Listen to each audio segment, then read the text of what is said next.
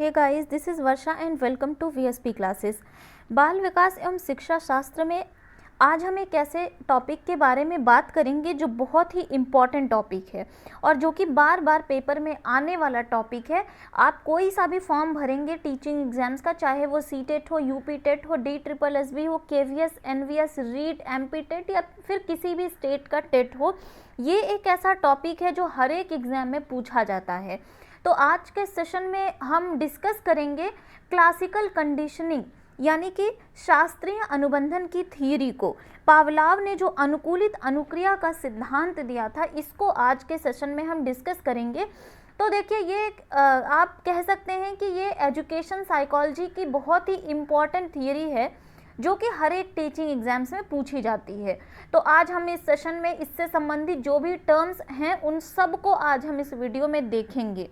तो देखिए, पावलाव ने सबसे पहले किस पे प्रयोग किया था, तो ये सब पता चल जाएगा और ये इनका प्रयोग जो हुआ था वो किस तरह हुआ था और उसका क्या एक सार निकल के आया। तो आइए हम शुरू करते हैं। अगर वीडियो पसंद आएगा तो लाइक और शेयर कर दीजिएगा, चैनल को सब्सक्राइब कर दीजिएगा ताकि लेटेस्ट नोटिफिकेशन आपको मिलती रहे। तो अगर सीटेट की अगर आप बात कर रहे हैं तो ये सीटेट पेपर फर्स्ट और सेकंड दोनों में पूछा जाएगा। क्लियर? आइए सबसे पहले हम थोड़ा सा जानकारी ले लेते हैं पावलाव जी के बारे में, जिन्होंने अनुकूलित अनुक्रिया का सिद्धांत दिया था। तो देखिए, पावलाव के बारे में अगर हम बात करें तो इनका नाम है इवान पावलाव। ठीक है, इवान पावलाव इनका नाम है और इन्होंने जो सिद्धांत दिया था उसको हम कहते हैं पावलाव का अनुकूलित अनुक्रिया का सिद्धांत। इंग्लिश में अगर बात करें तो पावलास थियरी ऑफ क्लासिकल कंडीशनिंग, इन्होंने ये एक सिद्धांत दिया था। ठीक है, और इनके अगर जन्म की हम बात करें तो 26 दिसंबर 1849 को इनका जन्म हुआ था। 27 फरवरी 1936 को इनकी मृत्यु हो गई थी। ये तो कुछ बेसिक सी जानकारी हो गई। अब आइए और समझते हैं कि ये रहने वाले कहाँ के थे और इन्होंने अपना प्रयोग किस पर किया था। तो देखिए, पावलाव के अगर रहने की हम बात करें तो एक रूसी वैज्ञानिक थे, यानी कि ये क्या थे, रशियन साइंटिस्ट थे। क्लियर? और इन्होंने इनका पूरा नाम अगर पूछा जाए, कभी कभी स्टेट टेट के एग्जाम में पूरा नाम पूछ लिया जाता है, इनका पूरा नाम था इवान पात्रोविच पावलाव था। क्लियर?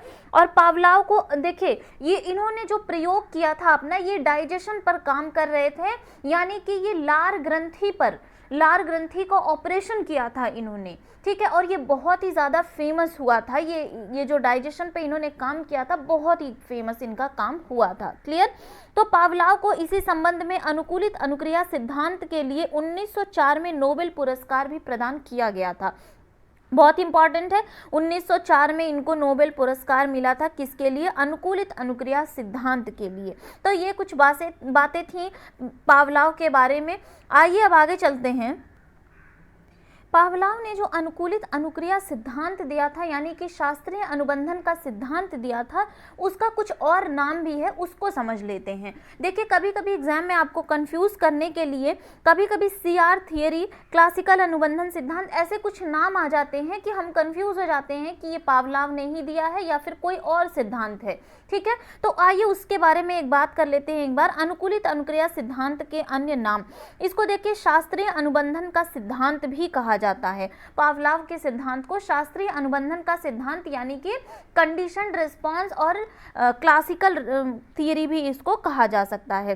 फिर हम बात करेंगे CR थियरी मतलब कि कंडीशनड रिस्पांस की थियरी जो होती है, उसको भी पावलाव के अनुकूलित अनुक्रिया सिद्धांत के नाम को ही कहा जाता है। क्लासिकल अनुबंधन सिद्धांत, और फिर है अनुबंधित अनुक्रिया सिद्धांत, और लास्ट है संबंध प्रतिक्रिया का सिद्धांत। ये कुछ ऐसे नाम हैं जो कि अनुकूलित अनुक्रिया सिद्धांत के अन्य नाम जो देखने को मिल जाते हैं पेपर में। आइए अब हम बात करते हैं पावलाव का प्रयोग। देखिए, सबसे पहले अगर हम बात करें कि एक बहुत ही अच्छा क्वेश्चन बन के आता है यहाँ से कि पावलाव ने किस पर प्रयोग किया था। जैसे स्किनर ने चूहे पर किया, थॉर्नडाइक ने बिल्ली पर किया, उसी तरह पावलाव ने किस पर प्रयोग किया, कुत्ते पर प्रयोग किया था। इनका प्रयोग अक्सर स्टेट टेट में आपको देखने को मिल जाएगा कि पावलाव ने कुत्ते पर प्रयोग किया था। अब कुत्ते पर इन्होंने प्रयोग कैसे किया था, इसको थोड़ा सा एक स्टोरी के माध्यम से हम समझ लेते हैं। देखिए, क्या हुआ था कि पावलाव ने एक कुत्ते को अपने लेबोरेटरी में बंद कर दिया। ठीक है। और कुत्ते को जो है उसके लार को इनको एकत्रित करना था, लार को, जो लार उसके मुंह में आता था उसको इनको एकत्र कर लेना था। तो इन्होंने कुत्ता जो लार टपकाता था उसके लिए अलग एक बर्तन रख दिया। क्लियर। और जो बर्तन रखा गया था वहां देखा गया कि उसके सामने जो बर्तन रखा हुआ था उसको देखकर क्या होता था कि कितनी लार टपकी है, उसके कुत्ते को देखकर, उसको देखकर कितनी लार टपकी है। बेसिकली जो डॉग की पूरी एक्टिविटी थी उसको ये क्या करते थे, ऑब्जर्व किया गया उसको, ठीक है। फिर उसके खाने के साथ एक घंटी को जोड़ दिया गया, यानी सबसे पहले उसका खाना रखा जाता था और फिर एक बजाई जाती थी घंटी। और फिर देखा गया कि धीरे धीरे क्या देखा गया कि जब जब कुत्ते को खाना दिया जाता था तो कुत्ते के मुंह से एक जो लार टपकती थी वो नेचुरल थी, और नेचुरल है भी, क्योंकि हम सबके मुंह में खाना देख के तो ये ह्यूमन नेचर है कि लार टपकती ही टपकती है। अब जब बार बार ये क्रिया दोहराई जाने लगी, यानी कि खाना और घंटी इन दोनों में क्या हो गया, एक संबंध उत्पन्न हो गया, और यह स्वाभाविक क्रिया जो है, जो लार है वो टपकती रही। इसके बाद थोड़े दिनों के बाद क्या हुआ कि केवल घंटी बजाई गई, ठीक है। अब घंटी बजाई गई लेकिन क्या हुआ कि खाना कुत्ते को नहीं दिया गया, ठीक है। और इसके बाद क्या पाया गया कि कुत्ता एक नेचुरल क्रिया, यानी कि जो लार टपकाने का जो काम है वो कुत्ता करने लगा। खाना नहीं दिया जाता था, सिर्फ और सिर्फ घंटी बजाई जाती थी। और इस प्रयोग को जो है कैसे दर्शाया गया कि कुत्ता जो है जब घंटी की आवाज़ सुन लेता था तभी वो लार को टपकाने लगता था। यानी कि खाने को अगर आप कह सकते हैं तो ये यहाँ पे किस तरह काम कर रहा है, ये यूएस के रूप में काम कर रहा है। यूएस बोले तो जो इनका स्टिमुलस है, यानी अनकंडीशन स्टिमुलस है, यानी बिना खाना देखे सिर्फ वो घंटी की आवाज़ सुन के ही उसके मुंह से लार टपकने लग रही थी। क्लियर। और जो वो लार टपकाता था उसको हम कह सकते हैं कि वो क्या है, यूआर है, यानी कि अनकंडीशनड रिएक्शन कर रहा है वो, यानी वो खाना देख नहीं रहा है, सिर्फ और सिर्फ घंटी की आवाज़ सुन के ही क्या हो रही है, उसके मुंह से लार टपकते जा रही है। क्लियर। तो ये कुछ इन्होंने प्रयोग किया था कुत्ते के ऊपर। तो देखिए सबसे पहले आपको बताना चाहूँगी मैं, अब देखिए यहाँ डायग्राम से एक बार समझाना चाहूँगी आप लोगों को। देखिए यहाँ पे क्लासिकल कंडीशनिंग की तीन स्टेप कह सकते हैं आप। सबसे पहला जो है वो बिफोर कंडीशनिंग है, और दूसरा जो है वो आपका ड्यूरिंग कंडीशनिंग है, और तीसरा है आफ्टर कंडीशनिंग। अब एक एक करके समझेंगे कि कुत्ता जो है, यानी कि जो डॉग है, वो किस कंडीशन में क्या क्या क्रिया कर रहा है। अब देखिए यहाँ पे स्टिमुलस और क्या है, रिएक्शन, ये दो चीज़ें आपको समझनी है। तो ये पहला फिगर जो आप देख रहे हैं यहाँ आपको लिख रहा है कि नेचुरल स्टिमुलस, यानी कि जो घंटी है वो नेचुरल स्टिमुलस के रूप में प्रयोग हुई है। और यहाँ जो आप देख पा रहे हैं अनकंडीशनड स्टिमुलस, यानी कि अब स्टिमुलस क्या है, जो आपके मन में एक अजीब तरह का लालच पैदा कर दे, वही क्या है, अनकंडीशनड स्टिमुलस है। अब यहाँ अगर आप देख पाएंगे अनकंडीशनड स्टिमुलस, यानी कि यहाँ कोई कंडीशन नहीं है, जो स्टिमुलस है, जो उद्दीपक है, वो अपने आप ही आ जाएगा। तो खाना जब कुत्ते के सामने आएगा तो ये एक नेचुरल सी बात है कि उसके मुंह से जो है वो लार टपकने लगेगी। अब लेकिन ड्यूरिंग कंडीशन में क्या होता है कि क्या खाने के साथ साथ क्या बजाई जाती है, घंटी बजाई जाती है। तो खाना अगर कुत्ता नहीं भी देख रहा है, सिर्फ और सिर्फ घंटी की आवाज़ सुन रहा है, तो भी उसके मुंह से लार टपकना लाजमी है, यानी कि स्वाभाविक हो जाती है। लेकिन फिर तीसरे स्टेज में क्या होता है, आफ्टर कंडीशनिंग में क्या होता है, कुत्ते ने एक संबंध स्थापित कर लिया है खाने और घंटी दोनों के बीच में। अब आफ्टर कंडीशनिंग में क्या होता है कि यहाँ पे इसको खाना नहीं दिया जाता। क्लियर। कंडीशन स्टिमुलस में क्या होता है, यहाँ पे सिर्फ और सिर्फ कंडीशन रखी जाती है, यानी स्टिमुलस नहीं, सिर्फ और सिर्फ कंडीशन रखी जा रही है कि यहाँ पे खाना नहीं रखा जा रहा है, सिर्फ और सिर्फ क्या हो रहा है, घंटी बजाई जा रही है। और जब घंटी बजाई जा रही है तो इस घंटी की आवाज़ सुन के क्या कर रहा है, कुत्ते के मुंह से लार टपकना शुरू हो जा रही है। क्लियर। तो ये थी 3 स्टेज कुत्ते की, कि बिफोर कंडीशनिंग, ड्यूरिंग कंडीशनिंग में क्या होता है और आफ्टर कंडीशनिंग में क्या होता है। बाद में कुत्ता क्या करता है, एक संबंध स्थापित कर लेता है, किसके साथ, घंटी के साथ। तो ये था पावलाव का प्रयोग जो कि इन्होंने कुत्ते के ऊपर किया था। अब आइए 3-4 पॉइंट है उसको समझ लेते हैं जो कि समझना बहुत ज़रूरी है। देखिए, पावलाव द्वारा दिए गए 4 संप्रत्यय, अब संप्रत्यय चारों कौन कौन से हैं उसको एक बार देख लेते हैं।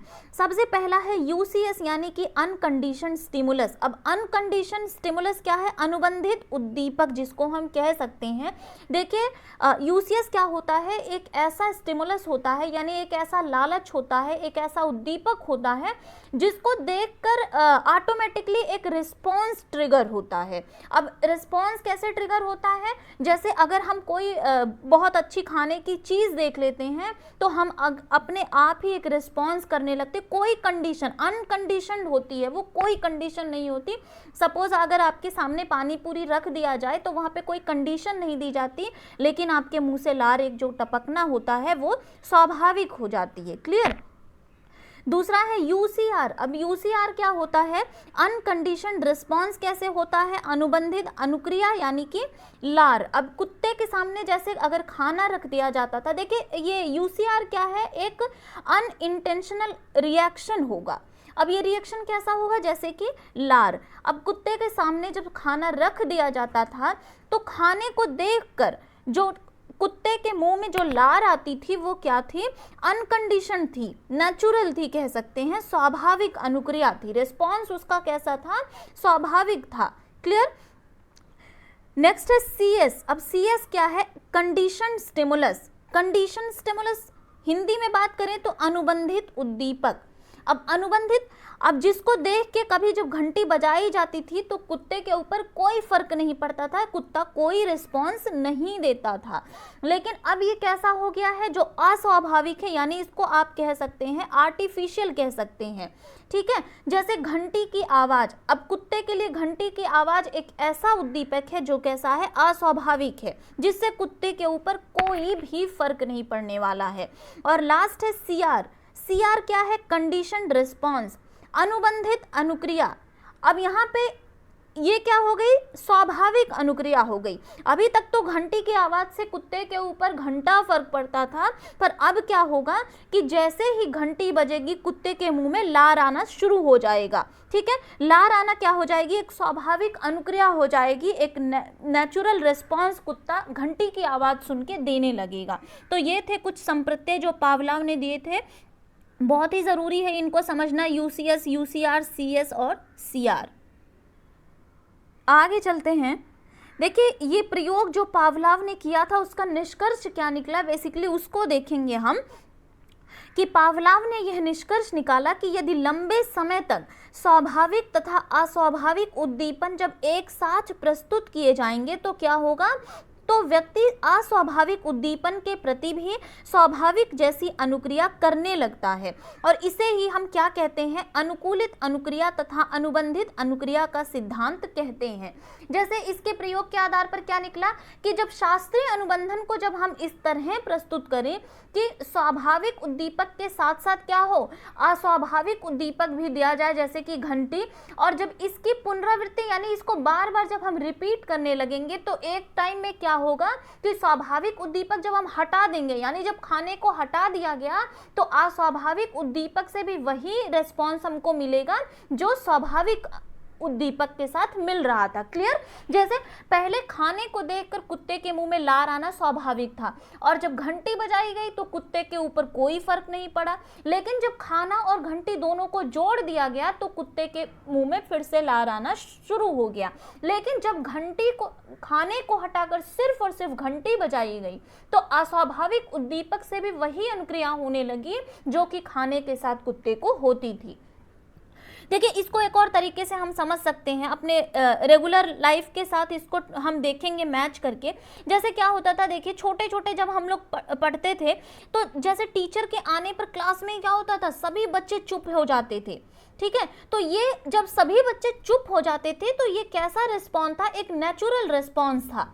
लेकिन कभी कभी ऐसा भी होता था कि क्लास में टीचर तो नहीं होता था, लेकिन अगर जो क्लास का हमारे मॉनिटर होता था वो आके अगर बोल देता था कि सर आ रहे हैं, चुप चुप चुप सर आ रहे हैं, तो हम सब चुप हो जाते थे। क्योंकि हमें लगता था कि वाकई में सर आ रहे हैं। अब ये कैसा था रिस्पॉन्स, ये कंडीशन रिस्पॉन्ड जो था वो अस्वाभाविक अनुक्रिया थी, ठीक है। लेकिन क्योंकि सर नहीं आ रहे थे फिर भी हमारे मन में एक तरह का डर था कि सर आ रहे हैं और हम चुप हो जाते थे। तो यही है अनुकूलित अनुक्रिया तथा अनुबंधित अनुक्रिया का सिद्धांत। आगे चलते हैं, अनुबंधन सिद्धांत का शिक्षा में क्या प्रयोग होता है उसको देख लेते हैं। तो फर्स्ट पॉइंट है आपका, यह सिद्धांत बालकों में अच्छी आदतों के निर्माण में तथा बुरी आदतों को छुड़ाने में सहायता करता है। क्लियर। नेक्स्ट है, इस सिद्धांत के उपयोग से मंद बुद्धि बालकों में अधिगम को बढ़ाया जा सकता है, यानी जो कम दिमाग वाले कम बुद्धि वाले बच्चे होते हैं उनके अधिगम को हम बढ़ा सकते हैं। नेक्स्ट है, शिक्षण में शिक्षण सहायक सामग्री का उपयोग इसी सिद्धांत के आधार पर किया जाता है। और लास्ट है हमारा, यह सिद्धांत सीखने की एक स्वाभाविक विधि पर आधारित है। अनुबंधन सिद्धांत पशु पक्षियों में प्रशिक्षण में सहायता करता है, जैसे कुत्ते के ऊपर पावलाव ने जो प्रयोग किया, तो यह अनुबंधन सिद्धांत क्या करता है, इसमें बहुत ही सहायता प्रदान करता है।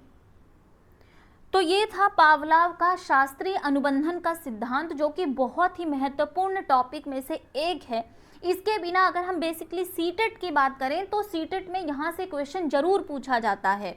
और अगर आपको वीडियो पसंद आया है तो लाइक और शेयर कर दीजिएगा, चैनल को सब्सक्राइब कर दीजिएगा, बेल आइकन को प्रेस कर दीजिएगा ताकि लेटेस्ट अपडेट जो है वो आपको मिलती रहे। मिलते हैं नेक्स्ट वीडियो में। Thank you.